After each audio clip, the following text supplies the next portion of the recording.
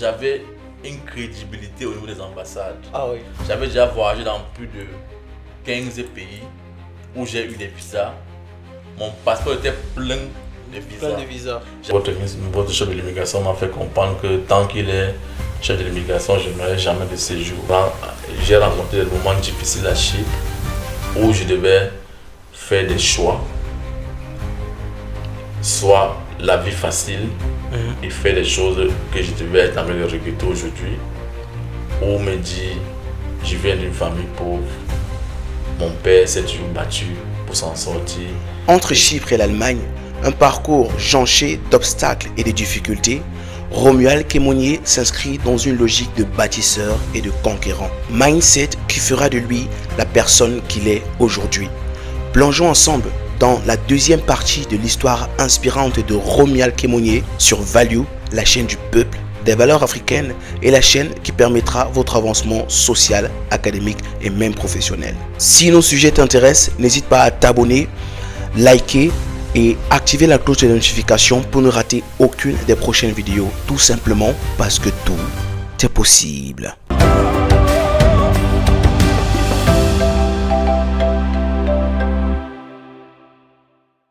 J'ai été invité un jour à une conférence où j'ai eu la chance de rencontrer le ministre de l'Intérieur. Et l'ayant déjà rencontré plus d'une fois, on se connaissait un peu. Et c'est comme ça qu'elle me demande, Romuald, comment tu vas? Elle dit, ça ne va pas. Je dis, qu'est-ce qui ne va pas? Je dis, parce que votre chef de l'immigration m'a fait comprendre que tant qu'il est chef de l'immigration, je n'aurai jamais de séjour. Elle dit, quoi? C'est ce qu'il m'a dit. Et c'est pas possible ça. Je dis, mais c'est ce que je vous dis, c'est ce qu'il m'a dit. Elle dit, ok, comme Chypre accueille l'Union Européenne ces 6 mois, je suis beaucoup en voyage, mais donne-moi ton numéro, ma secrétaire va t'appeler et tu vas lui expliquer exactement en détail comment vous en êtes arrivé à ce niveau et puis tu dis ça. Je dis, il n'y a pas de problème, je donne mon numéro, 10 minutes après la secrétaire du ministre m'appelle et on prend rendez-vous, je vais au ministère. Et elle me demande qu'est-ce qui s'est passé, je lui explique que voilà. Et puis, je dis qu'à cause de ça, même l'école m'a exmatriculé parce que n'ayant pas de séjour, n'ayant pas de permis de séjour, naturellement, je ne peux pas être étudiant. Voilà. Ouais. Et le ministre me demande, ok, est-ce que si on rétablit ton séjour, l'université peut te récupérer? En fait, ils ont besoin d'argent. Ouais, naturellement. Surtout si ça vient du ministre qui appelle pour leur dire que bon, il y a tel étudiant là, vous avez exmatriculé, est-ce que vous pouvez le mettre? Ça sera pas pour dire ok, pour ton séjour, je vais gérer ça, il n'y a pas de problème. Et je lui fais comprendre que madame, tout ceci c'est à cause de votre système. Elle dit comment ça? Je lui fais comprendre qu'elle a étudié en Angleterre, vrai ou faux? Elle me dit vrai. En Angleterre, quand vous avez fini l'étude, est-ce qu'on vous a demandé de libérer au territoire? Oui, justement, j'ai entendu parler de ça par rapport à la Chypre. Elle me dit non. Je dis mais pourquoi alors ici à Chypre, avant que l'enfant n'ait fait sa graduation, on lui a envoyé la lettre qui doit libérer au territoire? Est-ce que vous savez qu'entre 2008 et 2010, l'économie de Chypre était basée dans l'éducation? C'est les étudiants internationaux qui ont boosté votre économie. Elle dit, ah bon? Elle dit oui, regardez dans vos statistiques. Et regarde là, je parle le cas des Camerounais. Il y avait 1000 étudiants camerounais entre 2008. Il y en a combien? On l'a entré dans les années 2000, 2013, 2012. Il y en a combien? Elle dit 300. Mais si vous voulez que les étudiants viennent, il faut les satisfaire. Il faut mettre une politique qui va les permettre de pouvoir rester. Effectivement. Créer de l'emploi. Vous, on vous a permis ça en Angleterre. Pourquoi vous voulez faire aux gens ce qu'on ne vous a pas fait? Hein? En Allemagne, on donne 6 mois. En France, je lui citais les pays où on donnait après les études, ce qu'on donne aux étudiants, soit ils doivent faire notre programme, soit ils doivent chercher le travail, tout ça. Elle me dit, ok, si on donne 3 mois, ça peut aller, c'est déjà un début. Donc c'est à partir de ce moment qu'on a commencé à donner 3 mois aux étudiants. Et elle a rétabli mon séjour. Je suis allé à l'université, mais ça m'a valu des galons parce que dans mon université maintenant, tout le monde savait que c'est celui que l'homme de main du ministre. Oui, donc c'était un peu ça. Donc pour dire que ce combat, j'ai été invité par les universités pour dire que non, pourquoi tu nous fais ça, arrête ce combat, on va te donner 1000 € par étudiant. Je dis que c'est mon problème, n'est pas moi. Si vous prenez soin de ceux qui sont ici, même sans leur donner 5 francs, ils vont faire le marketing pour vous. Les gens vont commencer à venir. Effectivement. C'est après nous là qu'on a fermé parce que les gens ne venaient plus. Un réseau s'est maintenant créé à Chypre Nord parce qu'il faut comprendre que Chypre est divisé en deux. Il y a Chypre Sud, Union Européenne et Chypre Nord qui est turc. Donc beaucoup après nous 2014 venaient plutôt à Chypre Nord. Croyant qu'ils venaient, on les mentait qu'ils venaient à Chypre. Ils ne savaient pas que Chypre est divisé en deux alors qu'ils allaient au Nord. Au Nord qui est alors pire parce que ce n'est même pas un pays qui est reconnu. Oui, je me rappelle, j'étais assistant du consul du Cameroun à Chypre à l'époque. Donc j'allais à Chypre Nord pour prendre remplir le formulaire pour les passeports. Parce qu'eux ne pouvaient pas entrer à Chypre Sud. Mais nous, on pouvait aller à Chypre Nord. Donc j'allais avec les documents, ils remplissaient pour la demande de passeport pour les Camerounais. Hein. Je revenais avec ça au consulaire. Et étant donné que la représentation du Cameroun la plus proche qui pouvait établir les passeports, c'était à Grèce, donc à Athènes. Donc le monsieur de Athènes venait donc récupérer ce qu'on a fait. Il allait à Athènes, il envoie au Cameroun, on fait les passeports, il récupère, il vient donner encore. Et je vais encore là-bas. Tout ce process-là. C'est un processus. Pour avoir le passeport, c'était la magie. C'est tu pouvais attendre 6 mois, 1 an pour obtenir un passeport, mais oui. Non, c'est clair, c'est extrêmement long comme process. Mais oui, puis ça, on remplissait à Chypre, on envoie en Grèce, Grèce envoie au Cameroun. Au Cameroun, c'est fait. S'il y a erreur, il y a une erreur, on a mal écrit, alors c'est là où c'est fini. Surtout, c'est l'époque où le Cameroun faisait les passeports déjà en 6 mois. Exactement. Donc c'était compliqué. Et voilà, donc c'est tout ça qu'on a pu faire. Et je rends grâce que voilà, on s'est battu comme on a pu. Mais pour rester toujours dans Chypre, j'avais toujours ces questionnements parce que j'avais les gens qui venaient du Nigeria, ou bien de l'Éthiopie, du Kenya, qui ne payaient pas les études. Comment ça? Parce que justement, leur pays avait des accords de collaboration. De collaboration avec avec les universités. Avec l'État. Wow. Tu vois un peu. Wow. Et je me suis posé cette question. J'ai demandé un rendez-vous au ministre des Relations extérieures de Chypre. Il a accepté mon invitation. Je suis allé vers lui. Je lui ai posé la problématique que nous avons beaucoup de Camerounais ici, mais nous payons l'école cher. Qu'est-ce que le monsieur m'a dit? Qu'est-ce qu'il m'a répondu? Non. Que nous avons tendu la main plus de 3 fois à votre gouvernement pour une collaboration. Mais on n'a jamais reçu de réponse. Après qu'il me dit ça, j'ai dit que ok, je vais essayer. En tant que le président des étudiants camerounais, je suis allé voir le consul du Cameroun. On a rédigé une lettre, lui et moi. On a adressé au gouvernement camerounais, copie au ministère de l'Éducation à professeur Famdongo, copie à la présidence. On n'a jamais reçu de réponse. Ça fait 10 ans aujourd'hui que je suis parti de Chypre.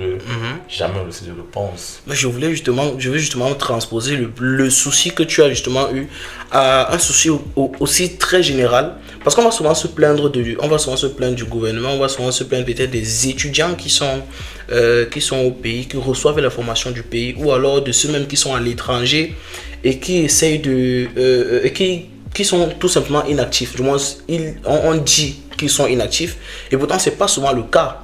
Ça veut dire qu'il y a souvent des projets très intéressants que des étudiants même du Cameroun proposent à l'État et que l'État balance complètement d'un revers de la main. Je connais des amis qui ont proposé des projets très intéressants, très structurés et moins coûteux que les projets qu'on connaît de façon générale au Cameroun. Ils ont eu des refus. Non, en fait, ils n'ont pas eu de refus, ils n'ont jamais reçu de réponse. Oui. Et c'est vraiment très dommage. J'ai rencontré des moments difficiles à Chypre où je devais faire des choix. Soit la vie facile et faire des choses que je devais être en train de regretter aujourd'hui. Ou me dire, je viens d'une famille pauvre. Mon père s'est toujours battu pour s'en sortir. Et s'il l'a pu, ayant arrêté l'école en cours de matin 2, il a pu bâtir ce qu'il a pu bâtir. Moi qui a la tête, qui est un intellectuel, genre, je peux faire mieux. Wow. Donc c'est comme ça que j'ai choisi de me battre, de ramper, mais pour qu'à la fin, si à la fin du mois, j'ai payé mon école, j'ai de quoi manger, c'était le plus essentiel. Le parcours que tu as subi, que tu as eu, ce chiffre qui a été pour toi un tremplin à ton évolution. Le Cameroun aussi qui a été pour toi un tremplin aussi, disons un double tremplin, parce qu'il t'a appris justement tous les rouages de la vie, que tu es parti justement en Chypre, expérimenté et fortifié. Mais quelques années après ton arrivée à Chypre, tu te retrouves à avoir fini ton bachelor, tes 2 bachelors, et tu te retrouves en Allemagne. Mais comment est-ce que tu as fait pour arriver en Allemagne et pourquoi l'Allemagne? Oui, il faut dire que, bon, quand j'ai fini mon premier bachelor, j'ai voulu venir en Allemagne. J'ai eu une admission dans l'université à Cologne, mais je n'ai pas eu le visa parce qu'ils ont donné comme motif. Je venais pour un MBA. Ils m'ont dit que c'était pas compatible. À l'époque, je ne comprenais pas ça parce que je me disais que bon, si j'ai un bachelor en hotel management et que je viens pour faire un MBA, Master in Business Administration, peu importe le bachelor que tu as, tu peux faire un MBA. Mais c'est plus tard que j'ai compris que les Allemands sont tellement... Ils sont très très droits. Oui. Il fallait qu'il y ait un truc dans business là, ce qu'ils faisaient, ils aiment bien, ils sont tellement droits qu'ils ne comprennent pas parfois que ils n'ont pas compris le lien entre un bachelor et un MBA. Et effectivement, c'est ce que il faut toujours, pour eux, il faut toujours avoir un rapport au moins. Exactement. Donc quand je n'ai pas mon visa, je vais à l'ambassade, on me refuse, je fais même une requête. Et on ne me répond pas pour la requête. Entre-temps, j'étais invité à Bruxelles pour une conférence parce qu'il faut bien dire, Chypre m'a permis de m'engager dans le social. Pendant que mes amis qui n'avaient pas de boulot comme moi, au lieu d'aller faire des choses sales, ou alors au lieu de rester à m'endormir, moi je m'engageais socialement dans le bénévolat. Donc j'étais bénévole dans une organisation. Et c'est comme ça qu'il y avait des séminaires de formation.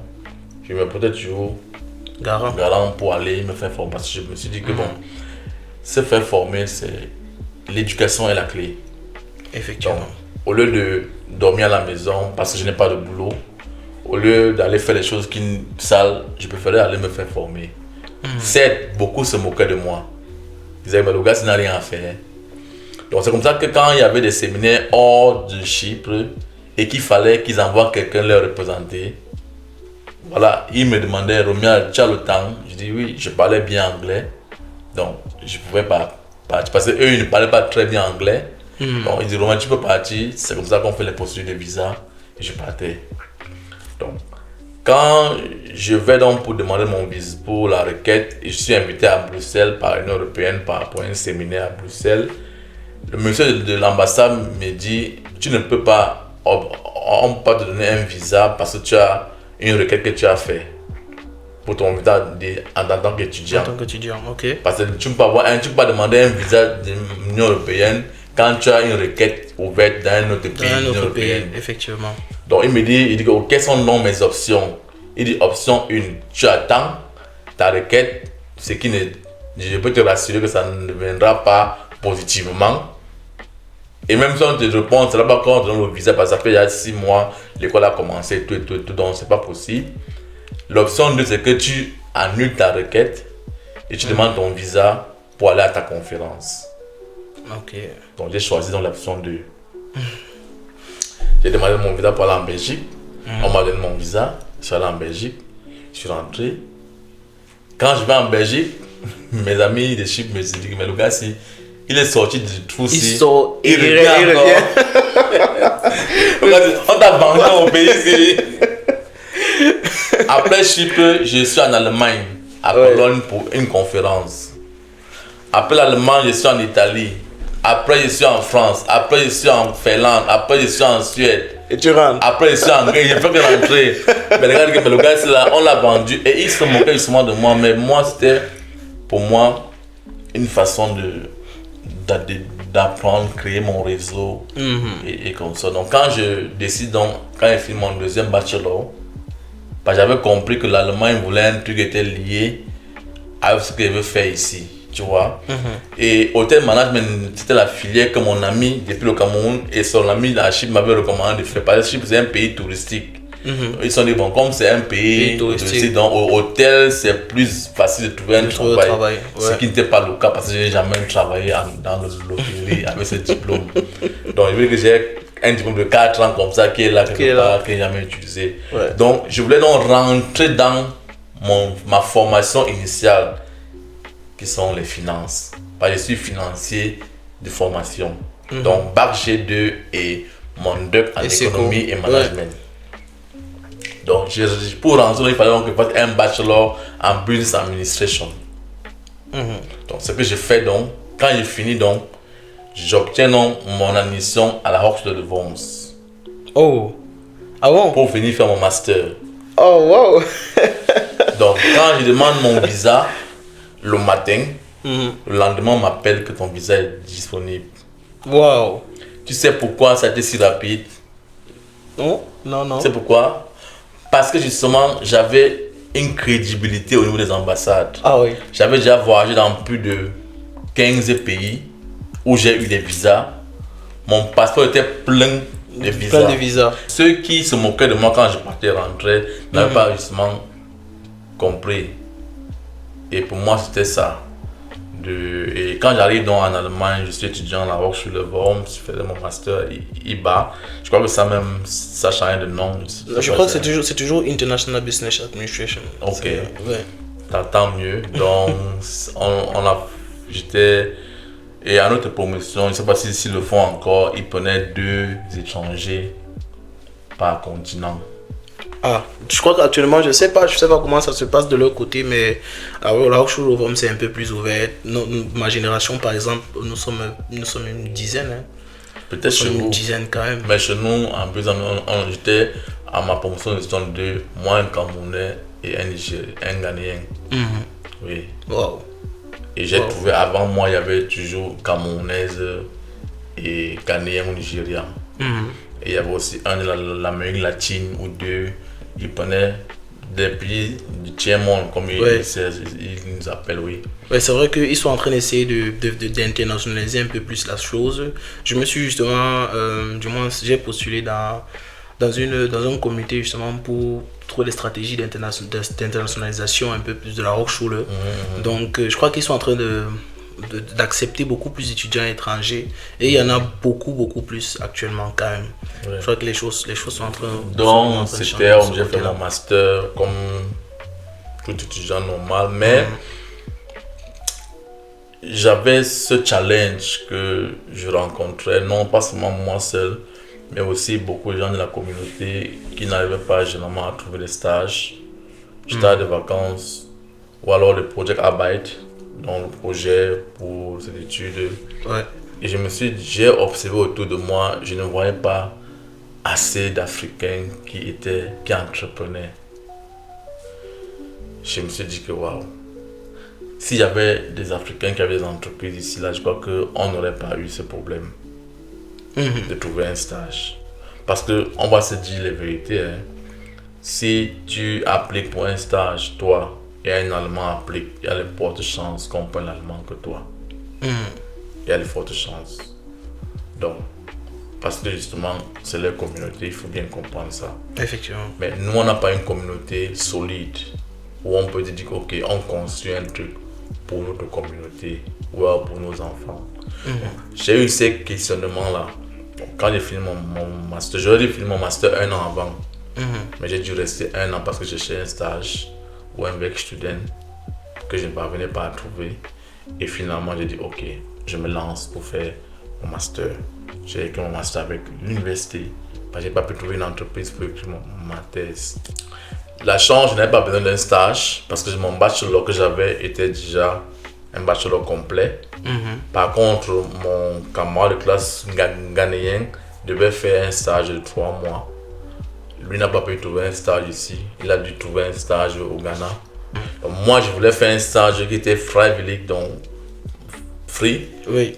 Je voulais même pas qu'on me paye. Je voulais seulement que j'ai vraiment envie de comprendre comment est-ce que l'entrepreneur, comment est-ce que ça se passe en entreprise en Allemagne. J'avais déjà une vision du Cameroun, de Chypre, mais en Allemagne, je voulais bien comprendre. Avant de me lancer dans l'emploi, il fallait que je comprenne comment ça se passe, mais j'ai pas eu cette chance-là, malheureusement. En dehors de l'AGA, le LAGA n'est pas actif, c'est rien. Ouais. Donc, c'est comme ça que j'ai eu ce mal. Et j'ai fait ma thèse. Et même au niveau de ma thèse, le sujet que j'ai écrit, je le regrette encore parce que justement, c'est une façon pour moi de passer le message aux jeunes. Si tu veux entreprendre dans ta vie, tu peux commencer jamais pendant tes études. Ton master ou ton bachelor peut être un sujet pour toi, pour le projet que tu veux mettre sur pied à l'avenir, que ce soit ici ou que ce soit dans ton pays. Prends ta thèse, prends ton sujet comme la recherche pour ton projet que tu veux mettre sur pied après tes études. Je vois ce qu'elle veut dire. Donc tu choisis toi-même ton thème, ton thème de masterarbeit, et puis le thème sera en gros ton projet personnel que tu as façonné depuis le Exactement. Wow. Donc tu choisis le thème, par exemple tu dis que ok, je suis passionné, quand je regarde autour de moi, je vois il y a un besoin de tel type de produit, il y a un besoin de tel type de service. Alors, tu fais ta thèse par rapport à ce service-là. Comment on appelle là, ton professeur, il n'est pas là pour t'imposer un sujet. Tu lui proposes un sujet, si ça va avec lui, il va accepter. Ça va pas, il va te dire que ok, mais tu prends notre professeur. Il n'y a pas un professeur qui est là pour toutes les thèses. Chaque professeur a là où il est calé, son richeton, tu vois ce que je veux dire? Oui, effectivement. Choisis donc une thèse si tu veux entreprendre. Moi, je parle surtout de ceux qui veulent faire la transition entre les études et l'entrepreneuriat. Ici. C'est un sujet que j'ai donné aux étudiants de Hambourg il y a 3 semaines, justement, que la transition entre les études ou alors ton master ou bachelor arbeit, ta thèse et l'entrepreneuriat. Donc, moi, justement, j'étais passionné par le problème que ma communauté, mon pays avait en termes d'environnement. Je voulais mettre sur pied un projet qui permet donc de recycler les plastiques, de recycler les déchets pour en faire des produits, pour fabriquer des produits qu'on peut réutiliser. Tu vois un peu. Donc, j'ai été fasciné par ce qu'on appelle le impact investment. Ça veut dire que